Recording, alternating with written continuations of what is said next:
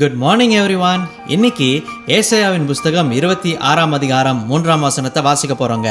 உம்மை உறுதியாய் பற்றி கொண்ட மனது உடையவன் உம்மையே நம்பி இருக்கிறபடியால் நீர் அவனை பூரண சமாதானத்துடன் காத்துக்கொள்வீர். இங்க நம்பி இருக்கிறபடியால் என்ற வார்த்தையை வாசிக்கிறோம். இதற்கு மூல பாஷையான எபிரேய பாஷையில இதற்கு பத்தாய்க் என்ற வார்த்தை பயன்படுத்தப்பட்டிருக்குங்க.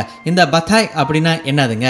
இன்னைக்கு நம்ம சில நேரத்தில் ப்ரைவேட் டாக்ஸியில் ஓலா, ஊபர், கிராப் போன்ற நிறுவனங்களை நம்ம பயணிக்கிறோம். நம்ம ஒரு நாளும் அவர்கள்ட்ட போயிட்டு நீங்கள் சரியான முறையில் லைசன்ஸ் எடுத்திருக்கீங்களா, நீங்கள் சரியான முறையில் பாதுகாப்பான முறையில் வாகனத்தை ஓட்டுவீங்கன்னு சொல்லி நம்ம கேட்டதில்லை. ஒரு நம்பிக்கையில் அவர்கள் கூட நம்ம பயணிக்கிறோம். ஒரு இடத்துல இருந்து இன்னொரு இடத்துக்கு நம்ம போய் சேருகிறோம். அப்பேற்பட்ட நம்பிக்கை தாங்க இங்கே வசனம் சொல்லுகிறது.